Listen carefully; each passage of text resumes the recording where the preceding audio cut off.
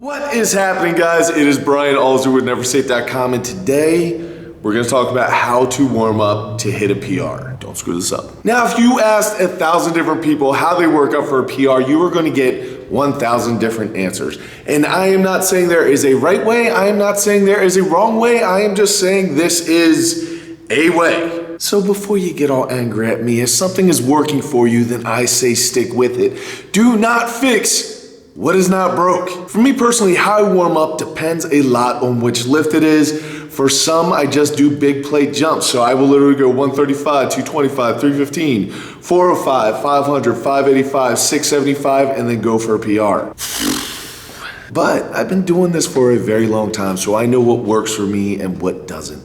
It's gonna be really, really important for you to figure out what works for you, because no one can tell you something is right or wrong if it works. Write that down. But there are a couple things I need to cover really fast about PRs. You should not be going for a 1 rep maximum if you are brand new to lifting. Maybe if you're within your first year or maybe even 2 years, get a little bit of weight underneath your belt, get a little bit of experience. Know how to struggle against weight. Make sure that your form is spot on, because if you're going for 1 rep maximums, it can get dangerous. But then again, cutting carrots is really dangerous for a lot of people. Get your life together. And I know a lot of people would recommend that you go for a higher rep number PR. So maybe a 3 rep maximum or a 5 rep maximum. And I think that is great, probably for like the 3 rep max. But anything above 3 reps, for me personally, I cannot hold on to my focus that long. I can be super focused and follow my cues and do everything correctly for 1, maybe 2, on a real good day, I can do 3 without breaking focus, which isn't very easy because this whole black and white thing, that's going on inside here all day, every day. I hate my brain. So for me personally, if I am eking out like a 5 to 8 rep maximum, there are 2 things that you can be sure of. Number 1, that weight is going to be lighter. There is no doubt about that. Number 2, I am gonna do stupid things. When I am underneath a bar for more than like 20 to 30 seconds, I do stupid things. You will do stupid things. Don't do stupid things. But again, cutting carrots is dangerous for some people. So what I'm gonna talk about today are the percentages that I think you should hit on your way up. Again, I am not saying this is the only way. I am saying that this way has worked for me, and you need to think about it like a roadmap. I'm currently in Maryland. If I wanna get to Florida, there are 10,000 different roads that I can take to get to Florida. But one thing's for sure, I can't just start driving south and hope for the best. But that's exactly what a lot of people do on PRs. They just kind of close their eyes and hope it doesn't hurt too much. And that usually goes really well. So give this a try. If it helps you out, that is awesome. If it doesn't, discard it. I ain't completely cool either way, but let's get to the whiteboard. All right, so very first thing, before you even get to your first set, you should have a sweat going. I personally do this with a dynamic warm-up. I've done a video all about that. I will probably link it above, but if not, just search dynamic warm-up on my page. That searching usually works. Anyway, I try to stick to things that are going to work the muscle groups that I'm gonna hit that day. So in this example, I use deadlifts. For deadlifts, I want to do something that is gonna get my hips hinging as explosively as possible. Something like Dimmel deadlifts, or kettlebell swings, or maybe some kettlebell snatches. Something that's getting my hips going from point A to point B as fast as possible, because when I get to my first set, that is going to be training my body exactly what I want it to do for the remainder of the sets. So when you walk into your first set, you should be moving that bar as fast as humanly possible. Lift heavy things like they're light and light things like they're heavy. Your body very often acts exactly like a puppy. You need to train it to what you want it to do. Otherwise, it goes nuts and chews on stuff, and I love puppies. But on your workup sets, you want to be moving that bar as explosively as possible. You want to get as tight as possible and then explode into the movement and attempt to accelerate the bar while the motion is going on. I know I've talked about this in a lot of my how-to videos, but accelerating that bar, even though you cannot, your acceleration of bar speed, the intention behind that is going to make a huge difference in getting a PR or not getting a PR. Now, as far as what weights you're gonna use and what percentages you're gonna use, just remember, every single deadlift starts at 135, unless you are weaker than 135, at which time it starts probably at like 95 or 75 or something like that. But for the majority of people that are watching this, your deadlift is gonna start with 135. Do not jump into your 50% for your very first set. You need to make logical jumps, logical progression. So you hit 135, then you hit 225 or 275 or whatever the case may be, that you need to make the logical jumps up to get to your 50%. It doesn't really matter what jumps you do up there. I would not do too many reps because you're flirting with the difference between being warmed up enough and being comfortable enough with the movement and tiring yourself out. Don't tire yourself out over warm-ups. No one cares about warm-ups. But if you like to do a lot of reps to warm up, I would encourage you to do many sets, not as many reps. So if you do a set of 8 or 10, that's gonna be much different than if you do 8 singles at different weights in a logical progression on the way up. Anyway, I'm going too much about this. First set is going to be at 50% and you're gonna do it for 3 reps.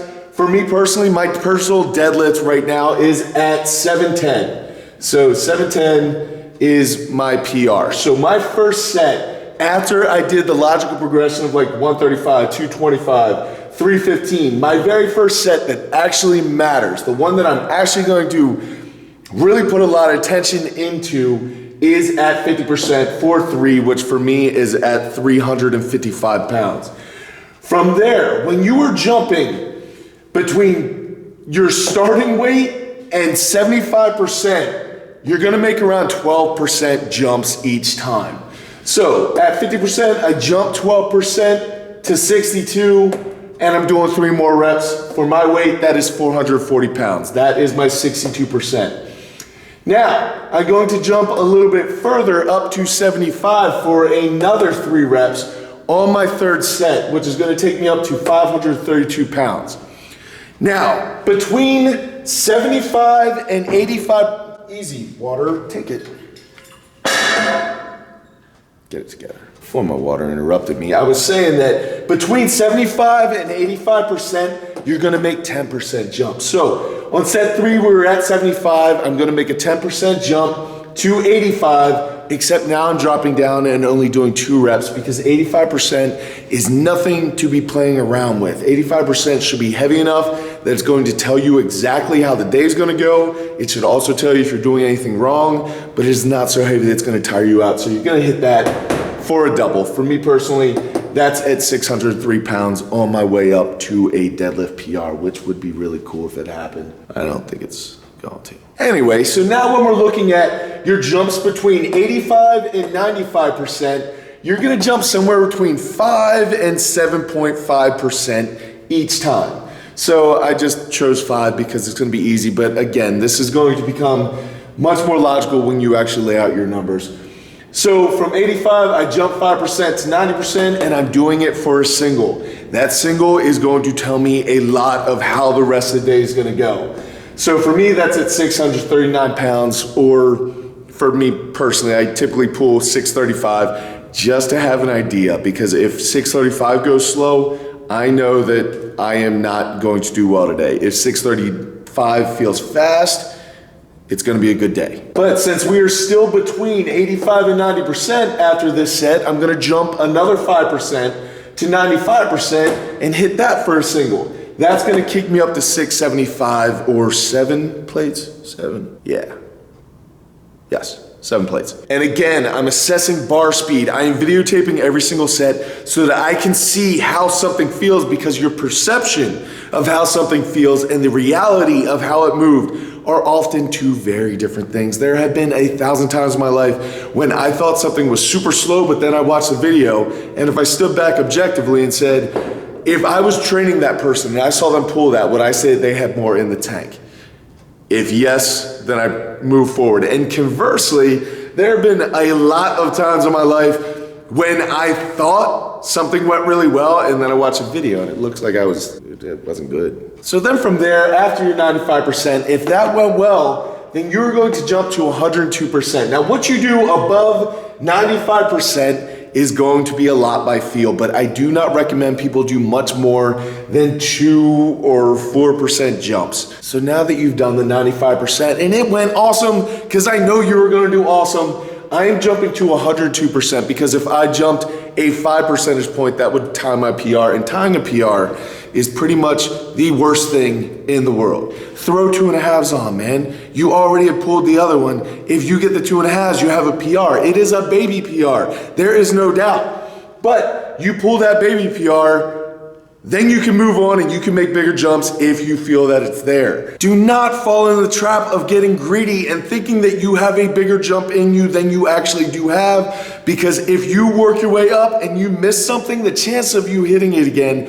are extremely low. And then you're walking out of the gym empty-handed, you don't have a PR, you're angry, you're upset, but if you got a 5-pound PR, that's pretty good. So jump to that baby PR. I'm not saying that you need to jump. Right here, I jumped 7.5% to get to 102. All I'm saying is do not tie your PR. So if you need to throw a little bit above, maybe it doesn't get to 102%. For me personally, my 102% is 724, which is a big deal. If I were able to pull that, but I didn't pull that. But that is your actual PR. Now, like I said before, if you get a baby PR and see if you can pull it with just a 5-pound PR, maybe a 10-pound PR, but it went pretty well, you get the bonus PR, right? So on set 8, I jumped to 104 pounds for a 739 pull, but we'll see what that's. Anyway, I like to do 2% jumps after the 100% marker. Now, hopefully this gives you guys some idea of the percentage jumps that you need to hit on the way up in a logical progression. Like I said, this is a roadmap. I am not saying that this is the right way or the wrong way. I'm just saying it is a way. And if you're gonna make that trip to Florida, it's easier to have a navigator who's been there before. I have done this exact thing and it has led to PRs. I've done other things and it has led to PRs, but I think for most people, this is a good basic starting point of how you should break down your sets during your warm-ups to work up to hitting a new personal record. And now it's time for the shameless plug. So guys, hopefully you go for PRs at the end of an 8 or 10 or 12 week training cycle, and that is going to help you peak so that you are ready for your PRs, and then you set new PRs. You can program in new percentages or get an idea of exactly where you actually are strength-wise in a program. Lucky for you, I write programs. Guys, I said it before and I'll say it again. Every single thing out there works. It depends on the lifter, but if you do want a little bit of help, if you want that navigator in the passenger seat while you're making your trip, choose this guy. That is how I make my money, guys, and it is how I'm able to continue to make these YouTube videos for you. So hopefully you guys did find this helpful. I enjoyed making it. I hope you enjoyed watching it. Some interesting stuff that's coming up. This upcoming week, I should be having a video released on Omar Esof's channel. I talked about it on that video before I went to the Arnold. So I am doing an overhead press video for him. I already have it. It's sent out to him. So hopefully that will be coming up. So maybe this will be the first video that you've seen from Omar's channel. If it is, welcome. I really do appreciate you checking it out. And as I said before, I really do appreciate it, Omar. This means a lot. And also for those of you interested, the Powercast that I did with Mark Bell, their crew, and Alan Thrall is coming out this Wednesday. So it was actually pretty funny. I saw Jim McDonald at the Arnold and he came up and was like, kind of mad at you, man, because he is the one who has been fielding all of your guys' comments and emails and everything, asking when is Brian gonna be on, when is Brian gonna be on, when is Brian gonna be on. And he actually mentioned it during the podcast for this week. So I really do appreciate you guys' support. You guys are like a little legion. It's awesome. So thank you. And that should be coming out this week, as well as, like I said, the Omar video this week. I am super stoked about all these opportunities. I really do appreciate you guys watching. If you guys are new here, go ahead and subscribe. Trust me, you will not be sorry. That's probably not true. A request from you guys. I want to do another Q&A, but I don't have questions. So if you guys would be so kind, leave some questions down in the comment section down below. They can be about life, they can be about lifting, they can be about anything you want.